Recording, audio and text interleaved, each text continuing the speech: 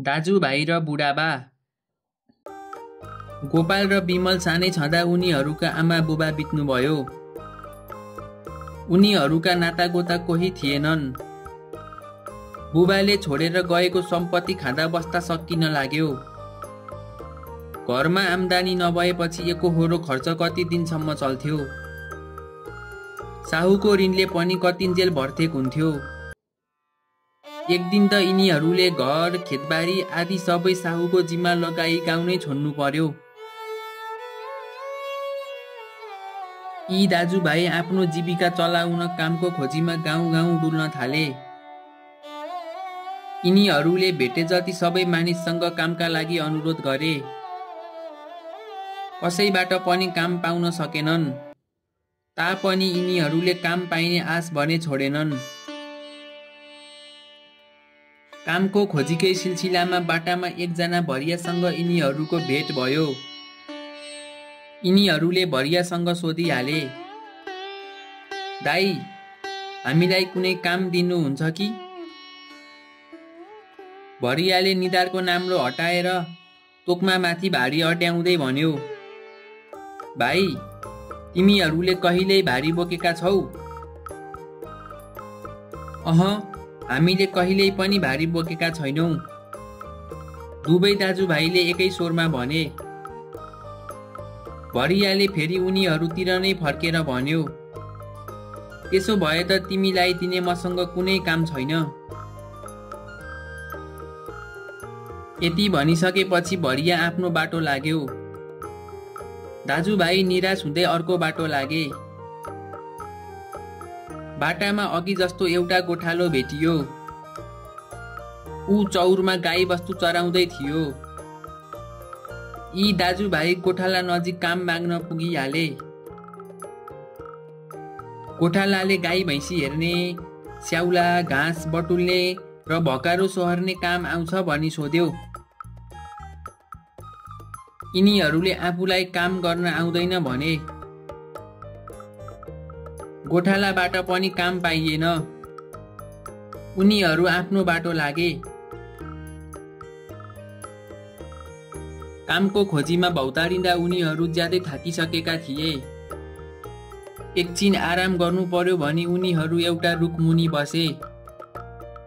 त्यही ठाउँमा एकजना बुढा मानिसले यी दाजुभाइको अनुहार हेर्दै भन्न थाले, बाबु हो, तिमीहरू को हौ? यसो हेर्दा त तिमीहरू बलिया र राम्रा छौ, तापनि अँध्यारो अनुहार देख्छु। बुढा मानिसको कुरा सुनेपछि गोपालले भन्यो, बुढाबा, मेरो नाम गोपाल हो। यो मेरो भाइ बिमल हो। हामी काम खोज्दै हिँडेका हौँ। अहिलेसम्म कुनै काम पनि पाएनौँ। साँच्चै भनौँ भने हामीलाई कुनै काम गर्न पनि आउँदैन।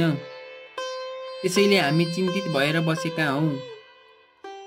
यो सुनेपछि बुढाबाले भने, ए, त्यति जाबो कुरामा किन चिन्ता लिने? हिज म तिमीहरूलाई मिल्ने काम दिन्छु। मसँग खेतबारी प्रशस्त छ, तर मेरा कोही छैनन्। म तिमीहरूलाई छोरा जस्तै गरिराखौँला। तिमीहरूले खेतबारीमा काम गर्नु, खेतीपातीको काम म सिकाइदिउँला। गोपाल र बिमल काम पाइने भयो भन्ने कुराले दङ्ग परे। उनीहरू बुढाको घरमा गई खेतीपातीको काम गर्न तयार भए। बुढाले आफ्नो खेतबारी सबै देखाए। यी दाजुभाइले खेतीपातीका कामहरू बिस्तारै सिक्दै गए। केही समयपछि खेतबारीमा प्रशस्त अन्न फल्यो। यो देखेर बुढा ज्यादै खुसी भए।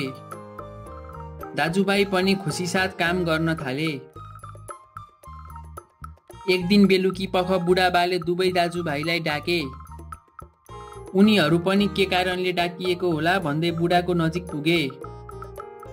बुढाले भने, हेर बाबु हो, तिमीहरूदेखि म ज्यादै खुसी छु। तिमीहरूको मिहिनेतले खेतबारीमा अन्न दोब्बरै भएको छ। मैले तिमीहरूको नाममा बैंकमा खाता खोलिदिएको छु। तिमीहरू दुवैको नाममा बचत खाता छ। ब्याङ्कमा जम्मा गरेको भाउचर र चेकबुक पनि यही छ। पढ त ब्याङ्कको भाउचर के रहेछ। गोपालले अचम्म मान्दै बुढाको हातबाट ब्याङ्क भाउचर लियो र पढ्यो। ब्याङ्कको भाउचर पढेपछि गोपालले बुढातिर हेर्यो। बुढाले फेरि भन्न थाले, तिम्रो खातामा 10,000 रुपियाँ छ। यस रुपियाँले तिमी व्यापार गर्न सक्छौ या अन्त जग्गा किनी खेतीपाती गर्न सक्छौ। यो चेकबुक राख। यसबाट तिमीहरूले परेको बेलामा पैसा झिक्न सक्छौ। यति भनेपछि बुढाले चेकबुक पनि दिए। बुढाले आफूप्रति गरेको माया सम्झी दुवै दाजुभाइका तर्फबाट आभार जनाउँदै विमलले भन्यो, बा, तपाईले दुःख परेका बेला मद्दत गर्नुभयो। हामीलाई छोरा जस्तै माया गर्नुभयो। हामी तपाईको यो उपकार कहिल्यै बिर्सन्नौ। हामी तपाईलाई छोडेर पनि कहिल्यै जाँदैनौ। यिनीहरू कतै नजाउन् भन्ने चाहना बुढाको पनि थियो। बुढाले भने, तिमीहरू कतै जानु पर्दैन। तिमीहरू मसँगै बस। यो खेतबारी सबै तिमीहरूकै हो।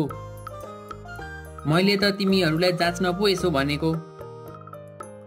बुढाका आँखामा आँसु टिल्पिलाए। त्यस दिनदेखि दुवै दाजुभाइ बुढासँग आनन्दले बसे।